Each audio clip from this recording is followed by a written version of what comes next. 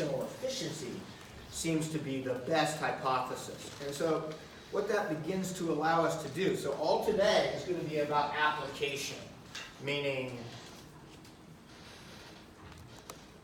does knowing this give us sort of a metric? Like I said, you can go to any gym in the United States and say, oh, I don't want to build muscle, I just want to be strong. I want to be strong, I want to build muscle, but I don't care if I'm strong or not, I'm a bodybuilder, I just need to look good. And the trainer will give you just incredibly explicit answers that are based on absolutely no science. They're pulling it out of their ass, excuse my language, but it's just true. So realizing, having an understanding of what actually may be driving hypertrophy, and always remember that strength is a slightly different manifestation than hypertrophy. Hypertrophy is more meat. Right? Strength is a functional attribute that has some neurologic component to it. So you'll see that as we go forward. So knowing this and this stuff now allows us to actually ask the question, is there an optimal or a better way to load muscles to enhance these functions? A question that really couldn't, I asked that question when I was in grad school in 1980, you just couldn't answer it. Now you can actually begin to answer it, and that's what we're going to do today.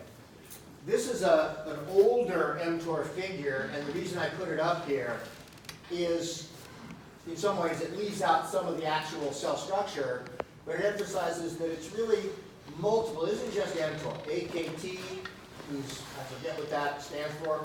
And then there's lots of little downstream elements. Notice that it's almost like a web, and I'm going to develop that idea that a fly can hit any part of the web and get a response from a spider.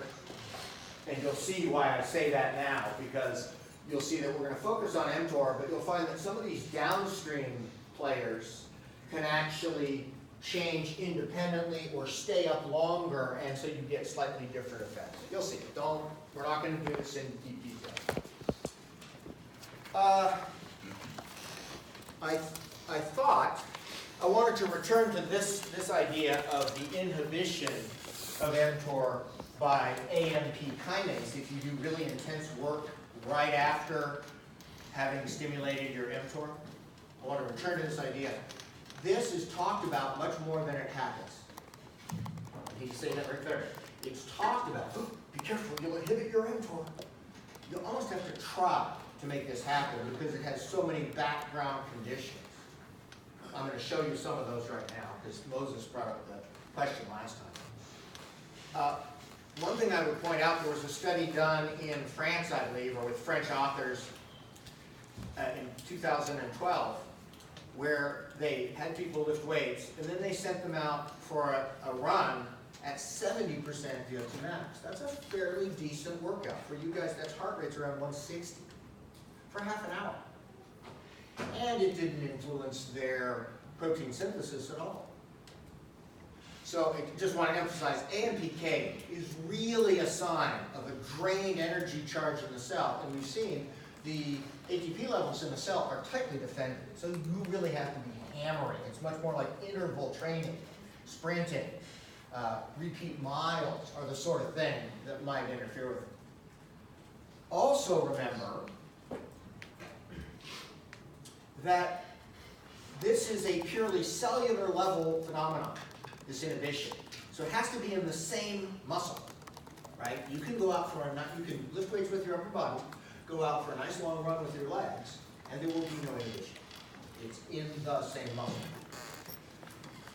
I have drawn a little picture here because there's a time course difference that kind of explains why you don't get the sequence matters. It's only high-intensity activity after an mTOR spike. You'll see today, when we go further into the lecture, that a typical mTOR spike is highest in the 4 hours after exercise, and then it kind of diddles out for 12 to 24 hours, depending on what the work was like. So the synthesis is based on the area under this curve. The AMP spike is very intense, high, but it relieves as soon as you stop the stupid intervals. Rapidly, each cell resuscitates itself. Right? It pays its epoch in 5 minutes, and you're good to go. So if you do this pattern, where let's say I'm going to lift leg weights today, and first I go out and I run a 10K. I finish the 10K, I cool down, I get a drink, and I find my weightlifting gloves. That's got to take 5 minutes, doesn't it? I'm fine to go straight into the, and it will not interfere with it. This is done, this is starting. Here's the problem. So if you did your weight workout first, and then immediately upon finishing the 1 hour weight workout, see normally this would keep going up and carry on, you immediately then do interval sprinting with those same legs. That's the precondition that will cause the mTOR to be aborted. By the way, you won't get zero hypertrophy, you'll get 20% of what you might have done. I have to say this phenomenon is easy to show in animals because we can force them to exercise exactly to our needs. In humans, there's not yet been a study with a large group of people showing this happening. So it's hard to make this happen. I don't want you guys to be afraid of doing combined exercises. It's like, this is really unlikely unless you do it exactly wrong. You have to do it perfectly wrong to get the effect. So you do cardio before? Absolutely. I do all the time. You can also, a thing I often will do is do cardio with my legs and then lift with my upper body and not worry about the order because they're separate muscles. Very good. Okay, I just thought I should clarify that. Is that helpful to you guys? All right. So what we're going to do next is sort of look at, so are there differential results from different kinds of weightlifting? You know, I do reverse 3 curl sets with a rest of 1 minute. Is that different than I do a single set to exhaustion? I don't know. We're going to find out. Why don't we know this already? I'm kind of alarmed. Well, I think the first is presumption. A lot of people do think they know it already, based on absolutely nothing. Based on what their Uncle Ben told them, based on what their high school cross-country coach told them, they think they know it. I'm sorry, we're scientists, we use measurement. So a lot of people are presuming, and therefore that blocks the entry to more nature, to more knowledge. The second is, this area is not highly funded in terms of we're more concerned about our diabetes epidemic. We're more concerned about our heart disease. So it's hard to get a lot of money for doing this work, so the work tends to be neglected. You need to have an interest in it, like that. Or Dr. Barr. Dr. Barr is a big researcher in this area. Surprisingly, if you go through the literature, there's really only about 20 studies that do one kind of weightlifting, do another kind of weightlifting. They've randomized the subjects into each group. So if you can't pick which group, there'll be self-selection, and you'll get a weird thing happening. You've got to randomize them and use the same measures. So it's kind of surprising how few studies actually do this. Right? And of those studies, because I've been following them for 40 years, the vast majority show that if you lift heavy things one way and lift heavy things another way, you get roughly equivalent results. The big difference is people who are repeatedly lifting heavy things and people who are not. All the studies show the control group never spontaneously puts on muscle. Right? So that leaves something like 8 studies where they lifted in 2 different manners and actually got a different effect. And another problem with these 8 studies is many of them measure strength, which is really easy, right? It's easy to measure strength with a goniometer, with a force transducer, or 1 rep max. In order to measure hypertrophy, you have to be able to measure lean tissue.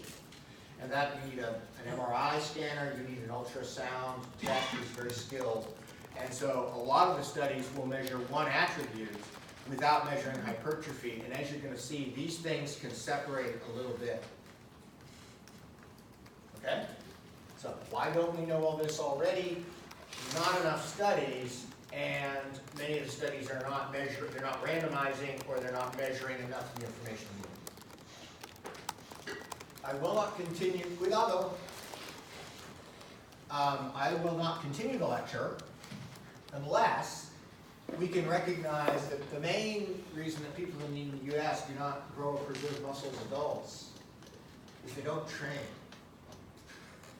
You've got to realize that. And so any crappy old workout is good compared to what most people are doing.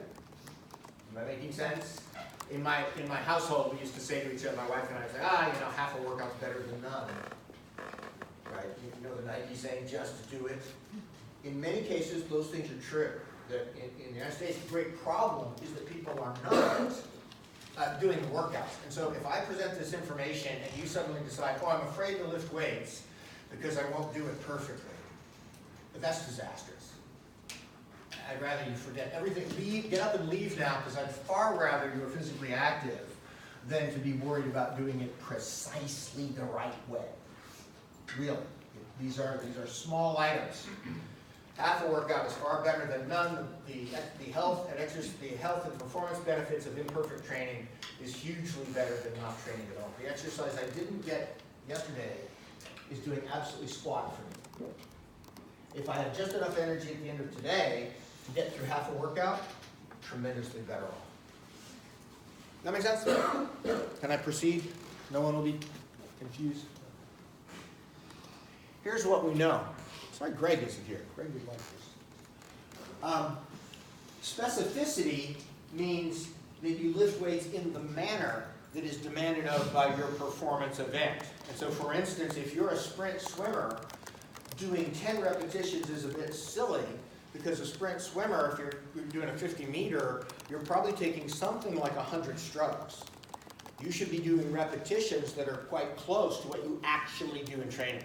Does that make sense? I was telling some of you that I ride my bike a lot. When you stand out of the saddle and start to punch over a little hill, like the Richards Hill there, count your strokes sometimes. See how many leg strokes you're taking. That's the number of repetitions you should be doing. So specificity is quite huge in this. You'll see in a moment some of our best data is that it turns out if you do it, I come home from the club and say to my wife, God, I had a great workout today. And then she looks at me and goes, yeah, well, you got to do it again. Our best data on training, you can't just do one workout. One workout creates almost nothing. It's the cumulative effect of repeated workouts, and some of our best data has to do with frequency. You have to go back to the gym. The number of sets, you'll be surprised when you look at because everyone will tell you just enormous amounts of things they think they know about the number of sets. I will show you it's not clear at all. It turns out that for strength, one set gets you almost exactly the same strength gauge as 3. We'll look at it. Multiple sets, I do want, Dr. Barr sometimes then oversimplifies and says there's no difference between 1 and 3. Yes, there is. The increased number of sets, you use more kilocalories, so part of the reason you're lifting weight is to create a big calorie deficit. Well, 3 sets is 3 times as much energy as 1 set. That's real. Many athletes are not asked to just do one rep max the way an Olympic weightlifter is. They're asked to be strong for 3 quarters, or whatever, 4 quarters I guess it would be. That's why they call them quarters. Right? And so in that case, someone like a football lineman, repeated sets are saying, can you sustain your strength? So there are uses for this. It's funny, many people say the more sets, the more hypertrophy. I will show you the data on that. It is so small that you can understand why Dr. Barr says, forget about the next 2 sets. You'll see. Where is my Morgan? Morgan, you deduced that loading is probably, up till this year, or the last 5 years, we would have said this is the primary beast in the room, lifting heavy. Turns on hypertrophy. You'll discover at the end of the lecture that where we are right now, it turns out that both loading, so lifting heavy, but also you can lift light, and if you just keep going until you've exhausted the entire muscle, every cell in the muscle, that matters too. And so I would say in 2018, we now know that loading and failure, lifting until you can't lift more for a single thing, both of those seem to matter. And I will show you that at the end. All right, so what I'm going to do is now go through why would I say these. I'm not the authority, I promise that. I'm a reporter. The authority is Mother Nature, and we interrogate Mother Nature with our experiments. So I'm now going to show you why I've come to these conclusions based on the limited literature we have. Great study, very good study. I've tried to give you the references if you want to go dig them out. Very simple study looking at frequency in which you have equal volumes of training, equal amount of work. So group 1 does 3 sets on one day, hard, to exhaustion. The group 2, these are randomized, the 2 groups are randomized. The second group does these same 3 sets, but does them every other day. One set, with me?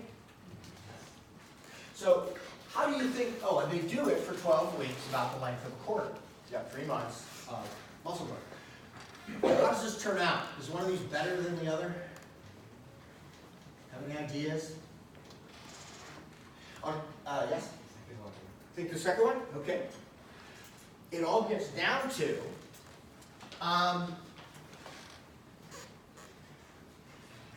we're working with a hypothesis that whatever creates the highest mTOR activation is going to give you the most hypertrophy. That's our kind of working idea, and we're testing it out.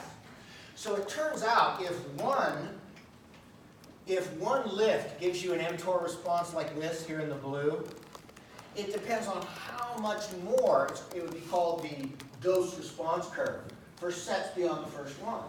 Let's say that one set barely activates the mTOR system, and the next 2 sets give you a huge increase.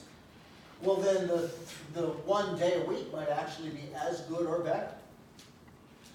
If, on the other hand, mTOR is highly activated with a single exhaustive set, and the next 2 sets do bump it up, but they bump it up by 10%, 15%, well, then it all gets into area under the curve. What you're trying to do is get the most area under the curve. And I will show you on the next figure, if additional sets get you a big old mTOR spike, that mTOR continues to increase in an almost linear way with the number of sets, then the area under this big old honking thing may be equivalent to these 3. If, on the other hand, the vast majority of the activation comes with that first exhaustive set, and you're only getting a little bit more, well, the area under these 3 versus the area under 3 of these is barely different. Does that make sense? And that you're thinking, so Jerem is voting for this. I think you might be quite right. So here's the results of this study. There was a selection problem. They randomized, but notice the people who selected into the 1 day a week lifting are actually slightly bigger people. You can look at it. They're about 5 to 10 kilos heavier. They're just bigger. It was a randomization error. Both groups actually gain.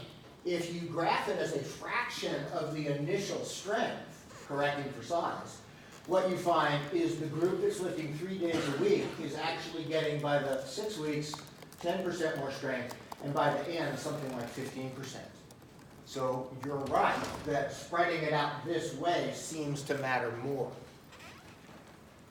Yes? Were the people doing the 1 set a day, were they failure? Was that? Yes, they were. Good question. Yeah, the structure of these sets were identical. I will say one thing, Dylan, is if you do 3 sets in a row, and even the first one is ending in failure, you tend to miss a few reps by the end. So if you failed at 12 on the first one, maybe you get 12 on the second, then you only get 10 on the third. And they measured that, and it was a very small difference. It's a great one. Because that's where all the problem has come in, from not making equivalent comparisons. So it looks like, in terms of strength, a functional result, you actually get more strength by returning to the gym frequently, compared to one big workout, a weekend warrior approach. So what do you think happened with hypertrophy, with growth? Unfortunately, there's good news and bad news. They didn't directly measure each muscle. On the other hand, they were doing 9 or 10 different exercises with each lift. So you actually got whole body changes in lean mass. So over the course of that 3 months, lean body mass in the people who were doing the weekend warrior thing got 1 kilo of additional weight. Notice how they're bigger people. Yeah, 1 kilo of weight. This is pre-post. They're bigger people. The people doing the 3 days per week got 4.5, and it was a significant difference. So to stimulate hypertrophy, what this is telling you is, in terms of theorizing what mTOR is doing, the area under these 3 curves is much greater than the area under a single 3-set workout. So adding this up, it turns out to be important to go back. Yes? No, the last graph you showed with the 1 versus 3 days, Mm-hmm. do you think they're like the lean body mass that they started with had an effect? You're so good. So one of the things you worry about, here's what Katie's worried about, and she's absolutely right. If these people were dedicated bodybuilders and therefore had already used up some of their adaptive potential, one of the easiest ways to add a lot of mass is if you've never touched a weight before. You start to lift weights and boy, you grow quickly because all the adaptive potential is left.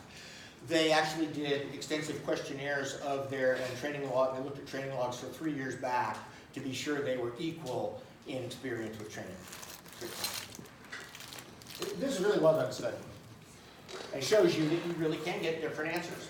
So strength seems to enhance, and in this case, hypertrophy goes together. So let's look at another one. Any questions about that? The first graph, Mhm. here, Mm-hmm. this is their total amount of weight they can lift. Yeah, and this is combined. Notice Song is worried about why are they lifting 750 kilos, because Song has a lot of trouble lifting that. It's the combination of their maxes in all 9 lifts. So it's a global body reflection of total strength. Does that make sense? Yeah, no, you don't have to go lift 750 today. It's a common way to assess whole body increase in strength. You just add up all of them. Okay, good question. Oh, I'm glad you guys are looking. So here's the next step.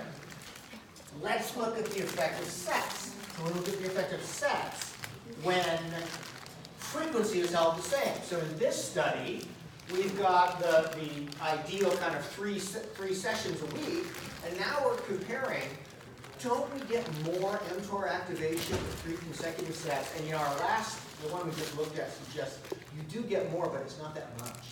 It's modest. So let's see what happens on this. So anyone have ideas about all this? This was a very good study done by Starkey and Pollock back in the 1990s. They used ultrasonographic measurement to actually quantify the growth of individual muscles. So it's much tighter measurement of hypertrophy. This is just the results in strength. This is a different kind of a curve than you've seen. This is over range of motion. So they're going from fully extended, and they're creating force until they're all the way closed up. And so you're looking at force across the range of motion. Just to remind you some stuff we've learned, muscles are strongest in their mid-range. In the case of a hamstring, it's quite strong when it's stretched out. Once you collapse it onto itself, any of you who do hamstring curls, you know how at the very end you're right on the edge of cramping because the muscle is piled up on itself, so the strength really falls off when you close a hamstring down. Notice, however, so the controls look like this. The 1-set group and the 3-set group have identical. These stars indicate statistical significance. Both of these are different than that. None of these are different from one another. So in terms of strength gain, if all you're interested in your weight training program is strength, do 1 set and go on to something else. You with me? I know, it rocked our world too.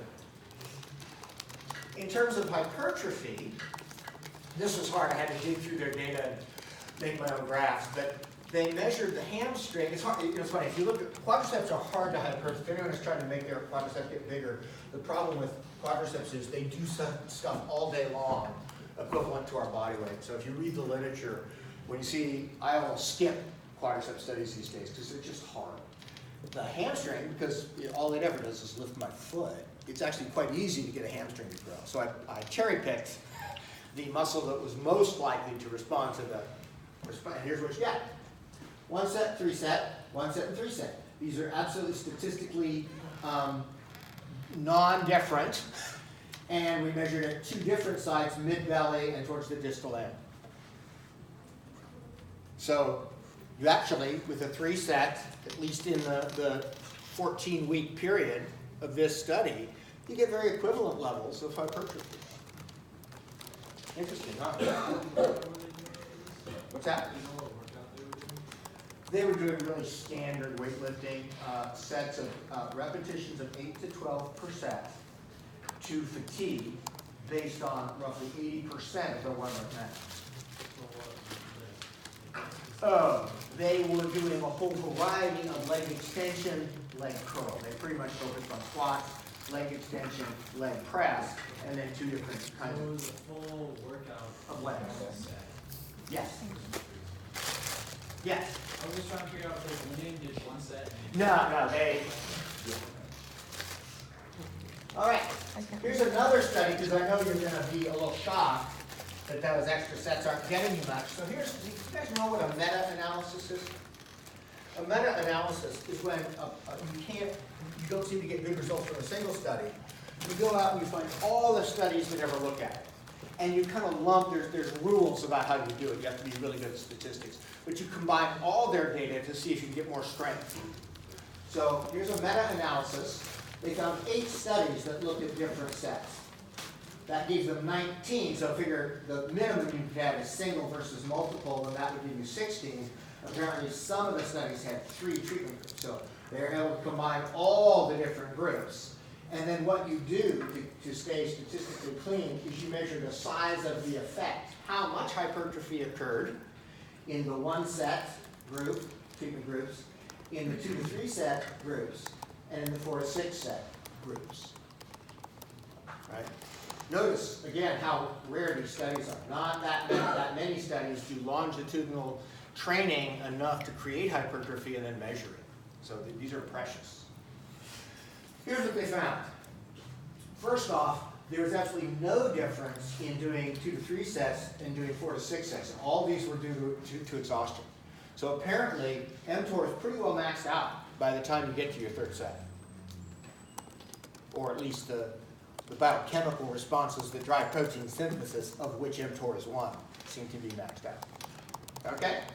Then there was no statistically significant difference, meaning the noise of measurement could not pull out that 1 set was less good than greater than 1. I try to be, you can go read the original description.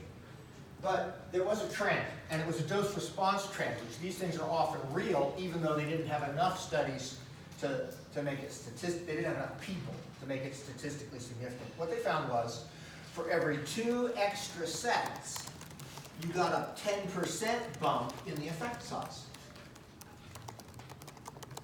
Okay, and that was not statistically significant, but it implies if you're doing 4 sets, you might be approaching something like a 40% increase in your, or a 20% increase in your yield of hypertrophy.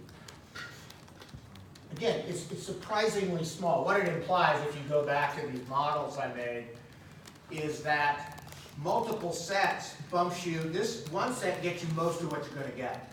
Multiple sets, a 3-set study gets you a little bit more.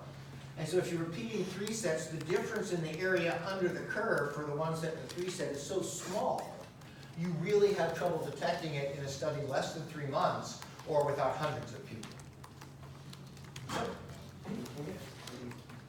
This talking along with all why the 3 set has like over. Oh, I would not, I know what he's going to say, but I don't know how to make standard error bars on a graph. The standard error bars here are quite large, and so these little differences are not real. The standard error in this measurement is that big, the standard error in this measurement is that big, and so they are the same. This okay? So I know it's a little shocking. Again, there are reasons to do more than 1 set. They tend to not be, I will have a bigger muscle. They tend to be things like, well, it's a long time till halftime. Those are the kinds of reasons. Yes, Jared? But is it related to the repetitions of repetition? What about repetitions? I mean, Well, in the 3-set group, they're obviously doing 3 times more cumulative repetitions. So Jaren's asking a question about training volume, and stand by. You guys are all just hella smart. The next item to consider is this, are you guys familiar with the idea of failure? That you lift the weight and you get to a point where the weight sort of becomes really obstinate relative to your strength and it chatters, you know, and you kind of, okay, if you want a more precise term, volitional fatigue. Volition is the will, fatigue is the inability to continue the work, so you simply cannot continue. Yeah. Isn't there like positive and negative failure? Yeah, you talked about that, and I'm not going to go that far. Positive failure is when the weight ceases to move upward anymore. Negative failure is when the weight actually drags you into an eccentric contraction. I'm not going to even try to distinguish those. But like, would it matter if we're trying to maximize? Haven't seen any data about it. Everyone will tell you a tremendous amount of stuff based on absolutely no measurement. Find me some measurements and we'll look at it. But that'll be coming. But it's a practice looking for a theory. So, let's look at failure. In this study, they lifted 85, I love this study. It's an Aussie study. I couldn't find the original reference. I apologize. Came out in the mid-'80s. I'd already thought of this study as a grad student. Said, this is such an easy study to do. Why don't we do it? And then someone did. I don't have to discover all the truth myself. I can steal it from other people. So, what they did was they were lifting 85% of 1 rep max, which means you'll fatigue out in about 10 reps. It's like, 10. That was one group. The other group is breaking it up. 4 and 5 and rack 4, 5, 7, maybe increase and phosphate 1 and 2 and 5 more.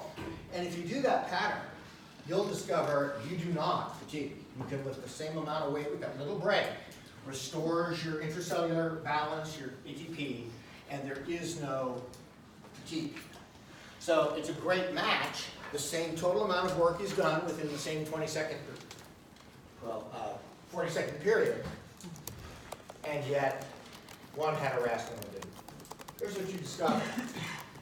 So here's your control. I have to say, first off, there's a problem here that if your control goes up in strength, there's something wrong with your measurement. Your measurement allowed learning or it allowed motivation. There's something wrong. Are you with me? So I'm going to just pull in a bar that says, we know that there's something weird in measurement. Let's throw out the bottom part and say, what's left? Well, you still have this issue that 25% increase in strength in the group that took a break and never had failure, almost a 40% increase in strength in the group that actually experienced failure. So it turns out that the exact same work, when done continuously such that the muscle fatigues, seems to create a greater, and notice this is strength, this is a functional outcome. We haven't yet looked at hypertrophy, but functionally you become stronger if you struggle. By the way, I should probably say something since we're going to make it on time. When you struggle, you asked me about this the other day. When you start to chatter, especially a good way to do it is just hold the weight until you exhaust, just isometric. And you'll start, if you look at the muscle actually starts to quiver. It looks like a bunch of worms having some sort of weird mosh pit. And what's happening is, as the motor units that you originally recruited fatigue out, your brain automatically goes and finds another motor unit that still has some stuff left. And then that motor unit fatigues out. And so one of the signs in failure, it means every motor unit in that particular muscle has been recruited and is done. So in many ways, I think what you're seeing in these issues about failure is how much of the muscle have you trained? Just like when we saw low intensity aerobics, really only trains a part of the muscle. If you really want to get the entire muscle to train aerobically, you got to run fast. Does that make any sense? You have the same issue here with fatigue is a good indicator. Yep, I got the whole muscle. Is everyone hanging? Okay, so here's the last study, and Jared, look at this, just so you can appreciate how smart you are, that someone did the thing that you were thinking about total repetitions. Yeah. So this is a really interesting study. I have to describe it because they actually did no training. They brought people in to do 3 different workouts, separated by several weeks, and then random order. So all they did here was a single workout. They biopsied the muscle 3 times. This is part of why they didn't do a training. They would have removed the whole muscle by the time they're done. These are humans. They biopsied the muscle 3 times around the workout period to look for specific things like muscle protein synthesis and mTOR. So these are responses to single workouts, and then you're hypothesizing, well, if that kept going for multiple weeks, you can figure out what would happen. Everyone get the study? It's not a true training study. Well, there are 3 different workouts that each subject did. One is they lifted a traditional 90% of maximum until failure. That's about a 5 repetition set. Got that? I believe these were legs. So that's going to be a quad extension. Then they did only 30% of the maximum lift. And you had to lift it as many times to match this total workload. So it's work matched. You're lifting a lighter workload, you do it 3 times as many times, and so the overall amount of work you do is comparable, with no failures. There's no failure. Then, to test purely the effect of failure, well then let's lift a 30% workload, but go all the way. By the way, here, when you rack the weight, you still have muscle fibers that have not been recruited or have not been exhausted. Here, you keep going, so not 14 repetitions, but 24 on average, and the person actually fails. If anyone's ever done sets like this, they're kind of unpleasant because the last, I don't know, 5 to 10 are burning like crazy. Unpleasant sets. Am I making sense? Okay. Anyone have ideas about what's going to happen here? So Morgan, you're a loading person, and I'd say that in the past we would have said this is going to be the biggest growth because it's the biggest loading. But this data that's been floating around, this is not the best data, but there's been evidence floating around for a long time that failure is important. And so this is the first study that combined both of them in the same setting with genuine biopsy measurement. Ready for the results? Kind of cool. So here is protein synthesis at 4 hours after the work. This is before you lift the weights for an hour. This is after 4 hours. That's mTOR spike. And then this is the little tail. So this is why this was such a surprise. Notice that in the acute change, just like we suspected, Morgan, the 90% heavy loading was very high. Strangely, the lighter percentage loading, as long as it featured fatigue, got the same acute amount of response in protein synthesis. These are sarcomere proteins, direct measurement of the number of new actins and myosins showing up on the ribosomes. Okay? Now, notice another interesting thing, and this is what was so shocking about this recent study, is the 30% of fatigue actually had a bigger tail. The mTOR comes up and it stays up longer. So the area under here versus the area under here would suggest that this was actually the better result. And they have a co-study that I didn't show you where they actually measured hypertrophy in another group. And that's what they found. That the group that was actually going to full failure at a rather low loading, so it implies both loading and failure are monitored, and they're probably monitored in different ways. Is everyone okay? I'm really giving you, this is the grown-up story. This is the graduate level story of what's going on. So if you actually then look at mTOR and all, because we said we had working models that mTOR was going to be the best predictor. And if you look at the mTOR results, it kind of is for the group that had the most growth in the co-study. Right? Notice, though, that the very intense loading didn't give you as big an mTOR signal, which is kind of odd. In other words, what I'm about to tell you is the web that has mTOR near its center, it's probably not all about a single molecule. It's a whole sensory, it's a whole cellular monitoring web. And so this is downstream. By the way, notice your change in mTOR after work usually ranges from 25% to 50%. Remember that these are a phosphorylative cascade. So if that is an enzyme, if it goes up by 25%, this may go up by 200%, And this may go up by 500%. Now you're making sense that they each one amplifies. Well, you can actually see that if you don't end this lecture. Up here. This is a downstream, so mTOR is up top. Downstream, you're seeing changes that are in the range of 300%, as opposed to 50%. And notice that you're getting a time constant, that apparently something about this lower load that's taken to failure turns on the lowest part of the signal persists for a longer period of time. I'm not saying it very well, but what I'm driving at is you're starting to get into time constant issues. This was the first thing we understood. Now we're starting to realize that some of these downstream signals may turn on and stay on for even longer than the mTOR itself. And it may be that, for instance, failure is stimulating these to stay up even after mTOR fails. So I don't need you to know that part. Now, I don't think that's essential, but I think the concept that at this point we now understand that level of loading is a very good way to bet. No one grows muscle if they lift lighter than 50% and never touch failure. It's very minor what you get from it. So either you need to be lifting a heavy load, and if you're not lifting, oh, where's my person who's going to do old people? So you probably don't want them doing maximal lifts and just the bar and then they choke, it's all that. But if you can get them to go up to the point of burning, they'll say to you, well, how many of these should I do? You want that muscle to burn and chatter just a little bit for your old people.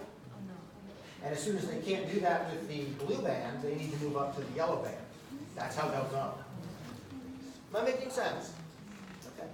Well, I hope that's useful to you. I have to say, I wish I was younger, because I think in the next 10 years, because we're starting to do these studies almost as an exercise in biochemistry. It's so interesting. And I think we'll know more as time goes on. But I think this is really kind of fun stuff that questions I asked in 1980 are finally being able to be answered in some sort of quantitative way. It turns out that returning to the gym, returning to the workout turns out to be important. And that is the one that's the clearest. After that, it really is going to complete exhaustion of the muscle, whether that's in one set or multiple sets. You want the muscle to have completely given up. And then after that, it starts to be puzzling why you would do more unless your performance event requires you to continue to do this task. If you're a sumo wrestler and the match were to last for an hour, well then you need to do a lot more sets than one. As you know, most sumo matches are done in 30 seconds. You probably just need to be strong. Make sense?